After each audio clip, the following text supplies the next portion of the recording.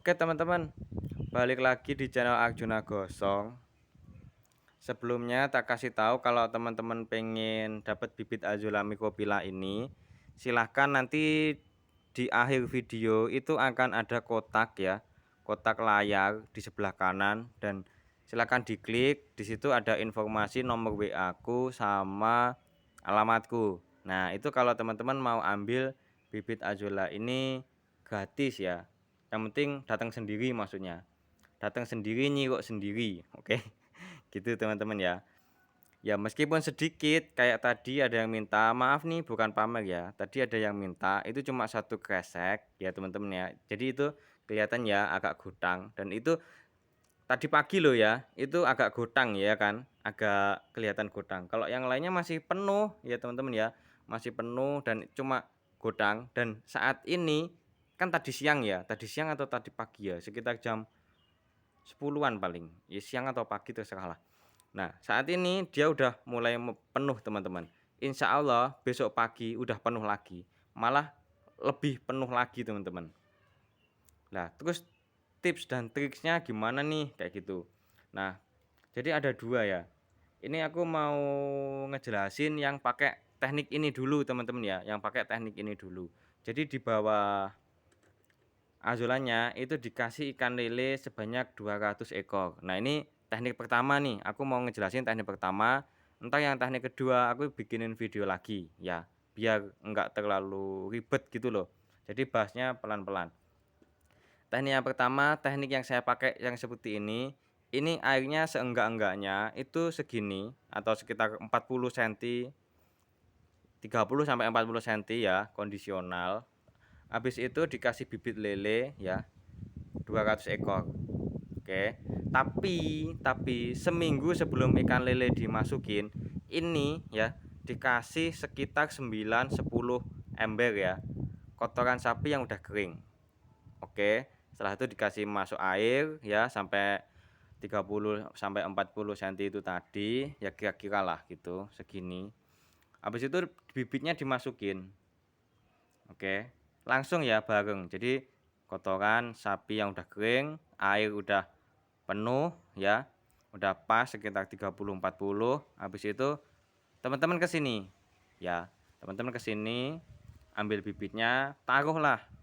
Nah, dalam pengalamanku teman-teman ya, satu kresek itu sekitar seminggu atau 10 harian ya, sekitar itu. Kalau ngerawatnya bener ya teman-teman ya, Azula ini udah bisa penuh satu kresek hanya dalam paling lambat 2 minggu lah, paling lambat lah. Kalau asal-asalan dah udah 15 hari itu udah paling lambat, udah tekniknya udah asal-asalan banget, ini udah penuh dengan luas 3,8 kali 3,8, ini udah penuh.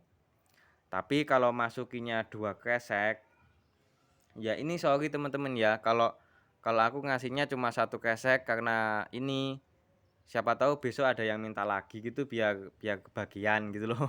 Ya, tapi nggak masalah kan teman-teman ya, yang cuma satu kresek itu kan nggak masalah. Nah ini teman-teman, setelah sekitar 10 hari ya teman-teman ya, jadi kan tadi dikasih pupuk sekitar 10 ember ya teman-teman ya, sekitar 10 hari itu teman-teman ini kasih pupuk susulan teman-teman ya. Kalau namanya pupuk susulan itu cuma setengah ember nggak apa-apa, tapi setiap pagi ditambahkan. Lah itu nanti insya Allah hasilnya jauh lebih bagus daripada yang nggak dipupuk teman-teman. Namanya juga tanaman ya. Meskipun si Azula ini dia tuh bisa bersimbiosis mutualisme dengan alga Anabaena azulae. Apa sih itu yang namanya panjang itu? Nah, tak kasih tahu. Jadi alga Anabaena azulae ini dia tuh hidup di tubuhnya si Azula, kayak nempel gitu ya. Nempel. Jadi si Azula ini merupakan rumahnya gitu. Terus fungsinya si alga Anabaena azulae ini menangkap nitrogen bebas dari udara gitu ya. Terus nitrogennya itu dimakan bersama si Azula. Gampangnya kayak orang ngekos terus membayar kos gitu loh. Jadi Azulanya kenyang gitu.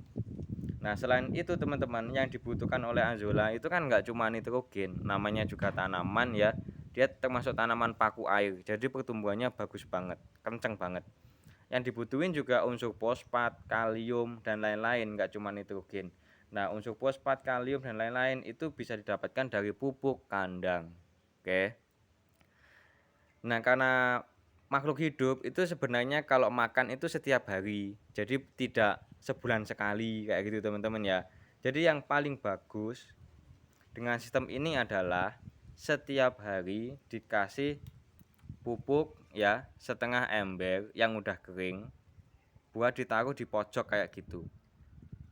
Gitu ya teman-teman ya setiap hari. Nah itu insya Allah akan hasilnya itu lebih hijau banget, terus padat, pokoknya jauh lebih keren daripada yang asal-asalan.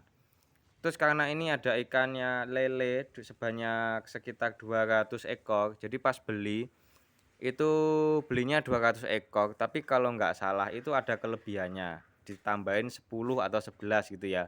Itu aku hitung satu persatu ya, bukan di tempat yang jual, tapi ketika udah pulang, supaya untuk memastikan nanti kalau dibikin konten itu tuh nggak nggak selisih gitu loh. Maksudnya ngomongnya itu kan jujur gitu loh, maksud aku kayak gitu. Nah, kayak itu tuh. Ada yang nongol-nongol tuh ikan lelenya.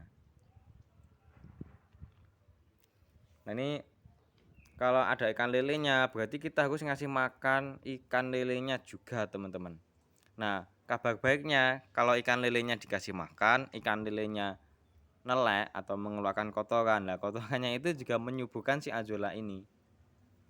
Terus kalau karakter si ikan lele ini nggak terlalu suka dengan azolla teman-teman, kecuali kalau dia bener-bener kelaparan. Nah supaya si azollanya ini bisa dimanfaatkan untuk pakan unggas ya ayam ya bebek ya mentok dan lain-lain ya angsa, nah kayak gitu kita harus kasih pakan ikan lelenya teman-teman gitu, bisa berupa bekicot, berupa bangkai ayam yang baru mati direbus atau dibakar, sisa nasi, sisa sayur, nah seperti ini, buah-buahan kulit ngeblur kayak gini teman-teman. Jadi aku tanam bayam ini juga buat pakan ikan lele teman-teman. Nih, itu loh bayamnya di pinggir jalan. Selain buat penghijauan juga buat ini ikan lele. Jadi semakin banyak makannya, ikan lelenya juga semakin cepat besar. Terus nanti azollanya semakin subur. Jadi bisa di manage sedemikian rupa ya, sampai sekreatif mungkin gitu loh. Lah nanti kalau misalnya buat pakan unggas teman-teman, buat pakan unggas, buat ayam gitu. Kotorannya ayam itu jangan dibuang, tapi masukin ke kolam. Jadi nanti azollanya akan semakin subur lagi gitu loh. Nah, kalau azollanya subur, ya buat pakan ayam lagi azollanya gitu. Loh, asik kan? Cuma muter-muter gitu loh. Tapi kan lama-lama ayamnya jadi besar, ya kan? Ya itu kan keuntungannya kita kalau mau jadi orang yang kreatif tuh kayak gitu. Nah, ini ngomong-ngomong nih teman-teman. Bahasan di ikan lele ini sebenarnya banyak banget ya, ikan lelenya, azollanya, terus macem-macemnya gitu sebenarnya banyak banget, jadi nggak akan ada habisnya teman-teman ya, karena kan ilmu pengetahuan terus uji coba itu nggak ada habisnya gitu loh.